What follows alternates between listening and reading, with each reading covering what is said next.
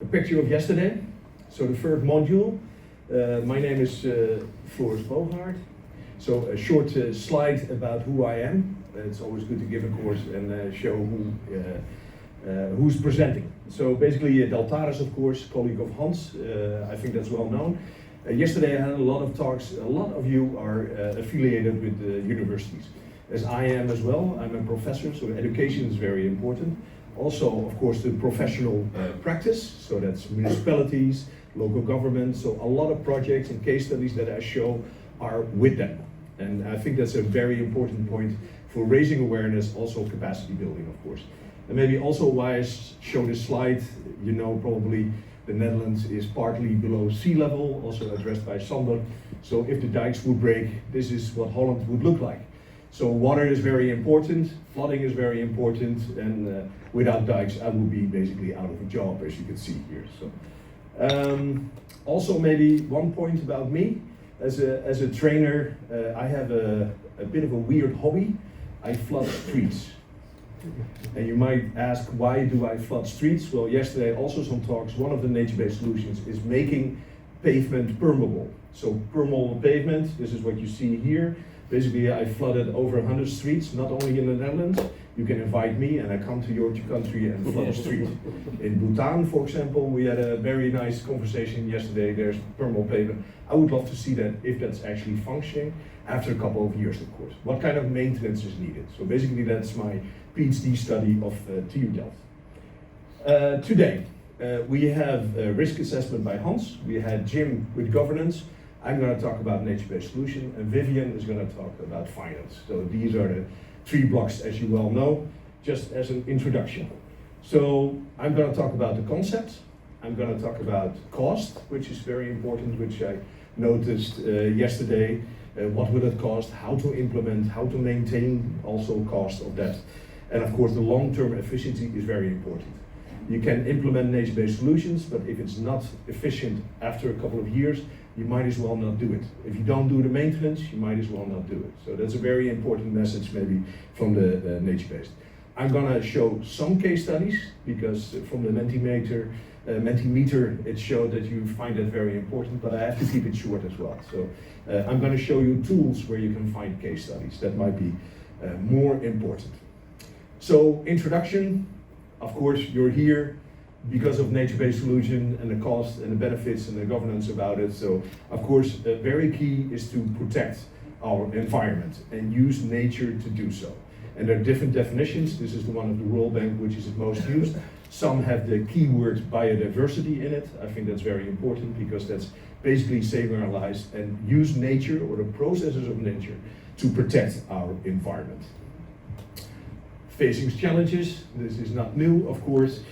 Drought, floods, mostly we talk about floods, but nature-based solutions are having a lot of co-benefits also for other challenges. I think that's important to know. And this morning I had breakfast with Hans and we talked about floodings. And I saw this picture. This is a major flooding. I don't think it's major actually, but that's what the newspaper said, in Beijing. And what you can see in this picture is basically the road is flooded and not like very severe flooded. But what strikes me is that the green is actually not flooded. It doesn't even get water. And maybe that's the essence of this course as well. Cost-effective measures could be that you maybe open up the floor to let the water into the green verges, like we do with biofiltration, with rain gardens, with bioswales. So it doesn't have to be very difficult. It doesn't have to cost a lot. Sometimes it's common sense. This is more about urban planning than implementing nature-based solutions. That's what I'm trying to say. So don't feel with the implementation scared of we don't have the money, we cannot maintain it. Sometimes it can be easy in these situations. So artist is quite important to visualize what we have to do. On the left you see a pavement. If we zip it open, it could be permeable pavement or a hollow road. In the middle, it's about cutting up maybe grassy fields. We make it into a bioswale or a rain garden, but we have to lower them. Yesterday we had a walk through the parks here in the neighborhood. They're higher than the pavement. If you turn that around, that's already very cost effective in climate adaptation. Also for drought, of course. The vegetation needs water. And the right one is a Swedish artist. Basically, if you don't do anything, nature will come up. So it helps you as well in some locations. So don't engineer too much, I would say. And coming from a civil engineer, that might say something. So we're in a transition. On the left is gray. Those are flood walls, dikes, so very engineered gray, concrete, steel solutions. But we might go to green. Green are mostly planting trees for heat stress, giving shadow. Also, there are a lot of examples, green slopes that stabilize vegetation. Those are really green. But there's a big part in the middle which is called hybrid. And a lot of nature-based solutions are actually hybrid, not necessarily green. And I think that's very important to understand because that's also tapping into the maintenance part. So still it's green. So still you need that maintenance that you do for green infrastructure, or maybe don't do, but have to do it. So that's an important message. So these on the left, it's you can debate if it's actually a nature-based solution. It's grass-filled pavers. What you see is grass, so it's green, and it might be nature-based solutions, but underneath, mostly, there are a lot of layers with geotextile. It's still gray, right? Also with the bioswales, a lot of them all around the world. This is what you see. This is how it works. But underground, again, there's a lot of gray infrastructure. So it's not only about nature-based and totally different. This is things that you're already doing. But it has a green flavor, I would say. So that's also important, and in the MOOC and also in the report, very highlighted. So, and probably you know there are over 100 solutions. We already saw some. These are just 25 plus solutions by infiltrating. So that has to do also with drought, getting water back into the ground. So we changed the water cycle in the city. So these are all with pictures and QR codes. And talking about tools that you can use, I also brought some of these cards that you can use in your workshop, in your MOOC, or whatever way you want to go with it, with a lot of these examples, just to prove there are a lot of them, and you can place them on the map. I will just give it to you. You can spread it around. So these are also some tools that you can use. We can print them out for your, to personalize it for your MOOC. So, and there are great solutions around the world, very innovative. On the left, there's a bioswale that's made into a soup bowl. People go there to see that soup bowl, which is nice. And they called it a soup bowl because there was a lot of flooding. They called it very negative of soup bowl. Artist came in, he made it into a soup bowl. In the summer, a lot of people sit around it, so it's also about social cohesion. It's about interaction, it's about communication. There's a flat building in Dresden that makes noise. If water goes through the pipes, it makes noise. And every stormwater event is different. So you have a different symphony. People go out in the rain to watch that. So these are very interactive, nature-based solutions, you could say, or even, attractive. It's about raising awareness. It's about capacity building. Insect walls, green walls, you've seen them, of course. Large floating islands are being made because of mitigation, so it's more about CO2 reduction. And green floating buildings, you can name them all. What's important is that you have a specific problem and you have to match that with a solution. And that's not always done. We really have to analyze, as Hans said. First you analyze, then you set your ambition, then you go to action. So a lot of solutions, water squares, rain gardens, some of you know, some might be innovation for India or Bhutan or for Colombia or whatever you will say. So how do you choose which one nature-based solutions you will have? Well, that's the World Bank made families. Maybe you've seen that. They made that for a reason. They made that for a reason because families are near the coast, or families are high up in the mountain, or families are near the river. So these families can help what kind of solutions, of the 100 solutions, types that you are fitting in your situation. And this is a scheme also made with Hans. You could say that where you want to have a solution, you might be high up in the mountains. So you have to restore those forests and get the slopes because of landslides or other challenges that you have. But also, you need to keep the water up. Otherwise it goes down and causes flooding. But if you're in the middle, maybe it's more about the river, the Yamuna, for example. So you have to do, these families are in the middle. And then of course you're in the coast. maybe then it's about coast protection, basically. So there are a lot of families of that. So that's how you can scope what kind of solutions you actually need. And that might make sense for a certain situation. So I already showed some examples, but examples are very local. You cannot copy paste the solutions for Colombia to India or the other way around, of course. So, but of course there are some types that you can use, but they just look different. So a rain garden in Portland, USA looks different than a rain garden in Jakarta, for example. They're starting now this revolution with rain gardens and biospheres in the city, which is very nice to follow. So more, of course, they're all around. Java is near the coast. It also has rivers, so all the families you can find there. Floating urbanization is quite a big chunk of it. And also shading structures or greening the city. And most of these are not very difficult. They're not costly. They're not very hard to implement. So these can be, well, examples that you could use. These are just some in Vietnam. You see maybe that there's a different geographic map.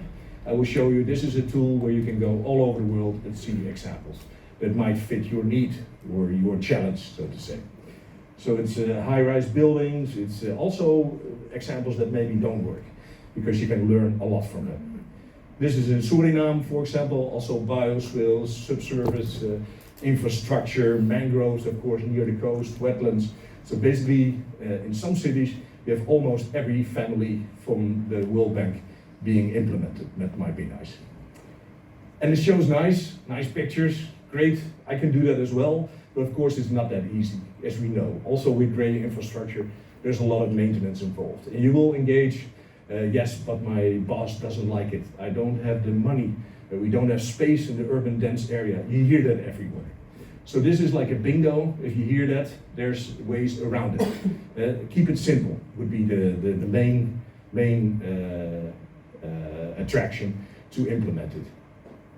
And I was sitting in a plane coming here, and this is actually a plan for Delhi, made more than 10 years ago, a great plan, discussed also with Hans, what is actually made in that 10 years. So that shows that it's quite difficult. We're sitting here as well to make plans for the future. What are the key factors that it doesn't upscale, that it doesn't take off? Is that money? Is that place? Is that politics? Is that institutional? Is that governance? There are a lot of reasons that could heal that. And sometimes people look at the Netherlands and say, but you have it easy, you did it very fast. But that's actually not true. It takes a long time. So we started with green infrastructure in about 1995 with the first IDs. Then there was an implementation in one city called Enschede with the first bioswale, which was an example for the whole country. But of course, a lot of people said, yeah, but if we live in bioswales, mosquitoes will come. I don't want to live in a swamp. My kids would drown. So there's a lot of resistance in that time because it's new, it's innovation. And slowly we did a lot of research, and these are some of the books, some that might relate to you as well, because they're guidelines to guide design, but also maintenance. And in the end, basically, we have streets that are named bioswale, Wadi, we call it in the Netherlands. And we actually have Dutch expertise translated in Korea or other languages as an example how to implement that. And in this city, there are now more than 500 bioswales. But still last year we had a flooding, because it's very local. So it's not that if you implement 500 bioswales, the flooding will pass. But the most prioritized floodings are not happening again. That's the most important. It's not a silver bullet that solves everything, right? We're changing the urban area. So projects in time being implemented all around the Netherlands, and note that time is needed for nature-based solutions.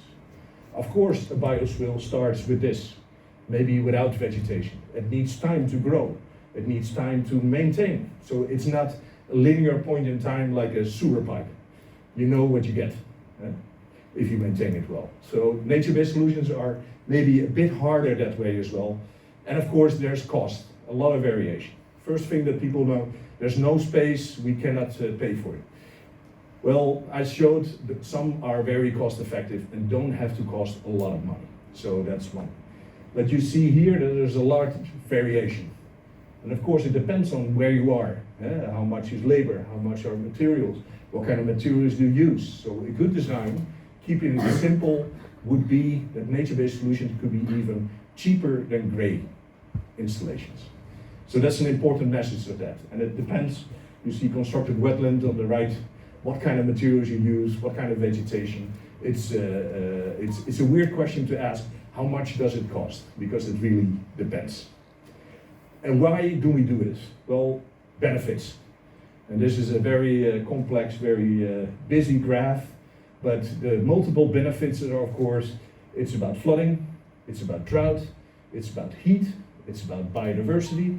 So there are a lot of things that could do, but I think improving community, so engage with the community, is a very important point. I showed that soup bowl, for example, it can do a lot. And I will show one more example of that. So the livability of cities, that's basically where it's around. The definition of nature-based solutions was biodiversity, but also the livability of cities. And to make it maybe a bit more attractive, on Facebook you see, or any social media, sometimes you see, oh, the Dutch know everything, they change the world. So sometimes that's not the case. We're a very bike country. You see some people also with grey infrastructure is not the case. And then you get this, like these futuristic cities that are built from waste, and we also all have plastic waste everywhere. What if we build roads like that? So on the right you see futuristic vision. So do you think it's actually true? Do you get on social media these kind of pictures of the future? You get, right? So would this be true? What do you think? Are there already plastic roads? No? Yes? Who knows an example? You? Yeah? In Bhutan you have plastic roads? Yes. Yeah. And that's a road used for traffic? Or? Yes, but like not main road, but for like side roads. We have around like 7 kilometers of road made of plastic. Exactly. It was built long time back. Yeah, nice, yeah. So, I think every year, or I will repeat, so there are roads, and I saw some others, probably not these main roads, right, with heavy traffic, no, it's about plastic. So in the Netherlands, there are also roads for bicycle paths, and it's great, it's innovation, and it will go in time, go up, so the innovation will get there, right? And a funny story about the Netherlands, the groundwater is very high because we're below sea level. There was a flooding, and actually one of those roads flooded up. It just went up like a whole bicycle path, which is a learning aspect. It's nice, try it out. If it doesn't work, change things. So that's basically it. So I have some more of these things. I'm not gonna go in detail, but these are things you can use. You see there's interaction. It's also about how to give a course. So these are all things from the Netherlands that have been placed, like these fences, or these are quite constructed bridges just for squirrels. You know, you can ask yourself, is that actually out there? Yes, it is. We paid a lot for a couple of squirrels. You can say, so this is also about cost and benefits, right? So nice examples. These are large floating islands. Would that be true? Well, actually, there was already a picture, so the largest outside of Asia is indeed in the Netherlands. It's 24 hectares, so you can almost not see the other side of the road. So this is changing the world. So a lot of these examples, and the right top is about a field lab. So if you, most of you are affiliated with a university, we have grounds, we test some of these climate adaptations just to see if it works. So field labs with low rule could very be happy. Last example, this is South Korea with a bicycle path covered with solar panels. On the right is indeed a cycle road with solar panels on top of it. But of course the question is it efficient? What does it cost? What kind of maintenance? So there are a lot of questions that you can ask. And so there are a lot of innovations that we still have to try out. And some are very simple, maybe for heat stress, banana leaves used in Indonesia. Well, a lot of things that we can do. But some are exaggerated. Like this could be in Peru. You have these nets with the fog coming in. And of course you can harvest water, but it doesn't stream like this, right? So, but it's a vision, it's something you can use. So, well, anyway. So you can see that we also talked about the challenges, our wishes, our dreams, I would say. So what is very important is maintenance. If you don't maintain these permeable pavement, that's why you flood them. After a couple of years, they don't infiltrate because you need the maintenance. If you don't have the capacity, you don't have the machinery, maybe don't do the permeable pavement. Go to swales, go to rain gardens, because the nature does the work. That's basically why nature-based, the plants keep the infiltration open.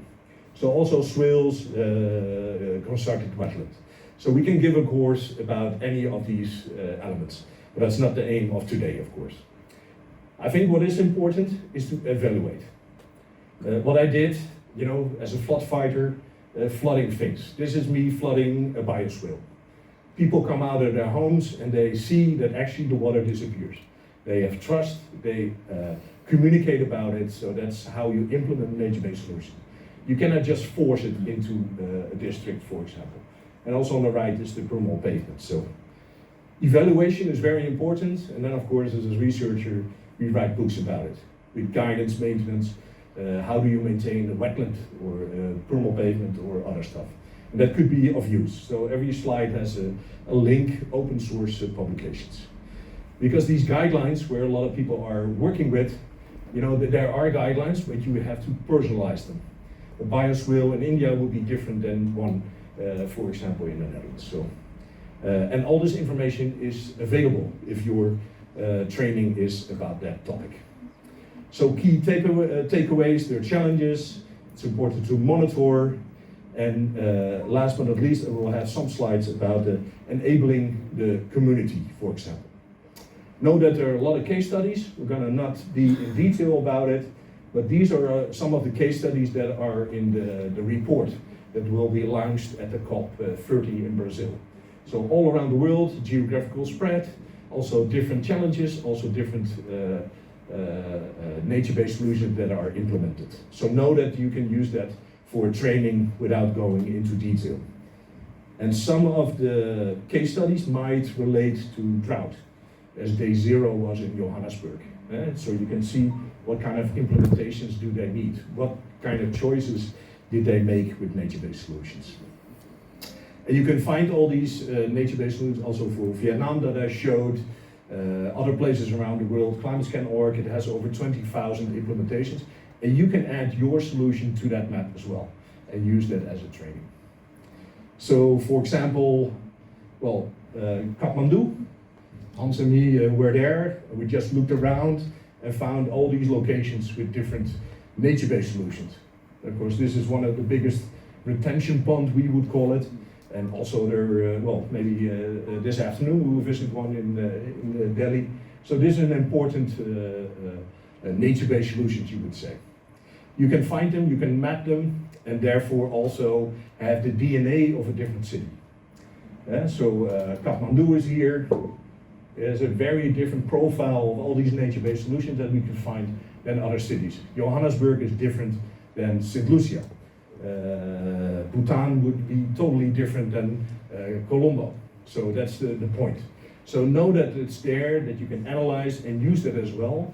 A message that you can derive from here is maybe you should not have a large diversity of nature-based solution, but maybe choose your DNA. Choose your DNA where there's a department that does the maintenance or understand what the nature-based solution does. Not go pilot to pilot. That's one of the takeaways from that. So last but not least, put in there, because of the Mentimeter as well, what kind of tools can you use for your training? How do you make this very interesting? Well, ClimateScan was one. Another one is the CRC tool, which is in the training, which basically means that you can go all over the world and just design one of these nature-based solutions on a map. And it will give you some numbers. How much storage? How much does it cost? What is the efficiency for drought? So that's something you can use in your training. And actually, the day before yesterday, we went to Delhi and put in an urban wetland. And we put a swale just to see what kind of number comes up if you put it to the map. So these are simple tools, design tools that you can use for interaction, participation, and get some numbers, basically. So, and I showed you the cards that are going around. So these cards can be printed as well. It has a picture, a definition of a nature-based solution, and you can put it on a map, which is your city. So what kind of nature-based solutions would you implement where? And that's a simple design for interaction. And there you can have, well, different maps. I'm gonna skip this. And what is one of the last slides, actually, a point that's being made. We are here as researchers, but basically the nature-based solutions will be in the front garden or the backyard of people. So how does the community react? And this is a picture in the Netherlands that I found very striking. There was a woman that was in distress and she called the fire brigade. She called the fire brigade because there was a flooding. But actually this was not a flooding, this is a bioswale. This is meant to flood this grassy field. But if she doesn't know it, of course she's going to call the police and the fire brigade because there's panic, maybe my home will be flooded. But of course it didn't flood because this bioswale did his work. We explained it to her. Now she's making a scrapbook with all nice pictures of these bioswales. And basically she's visual monitoring and saying to the neighborhood, this is meant to be. This is flooded, my house is not. So this is a bioswale. And it gives it an immense priority in that community that we did something. If you don't explain it, it's the other way around. So it's not only about the technical side, it's about the communication. And sometimes putting up a board like this is a bioswale, it saves your home, could communicate and get your life a lot easier. So that's one of the maybe top hacks. Last but not least, monitoring. Very important is being around the world in climate cafes, participative research that you can find information about that could help you. In the report there's also a roadmap how to go about. So these are all elements that I mentioned in the presentation, but it gives you first analyze the risk analysis from Hans, for example, to go to monitoring and evaluation, the last part that I mentioned. So that could give some direction. Key is keep it simple. Analyze, see your ambition, and then go to action. And not necessarily in that order. Try things out. If it doesn't work, it's fine. Learn from it, do it better. So don't wait with reports or implementation, just go about it. So this is just gray to green, cost and benefits, maintenance is key, upscaling, you saw some case studies that you can work with for your presentation. I think for train the trainers, it's also the presentation. You know, I really hope that these slides that we provide from Hans and Jim and Vivian could provide you, but we can just dump it on your desk. You know, it doesn't work. I hope you understand that some of these cards or these tools that we use or the way how we present, that could be maybe learning from today as well. Take from it what you like and make it a great presentation, because I really hope you make people enthusiastic. Because we can talk about governance, but it's about people.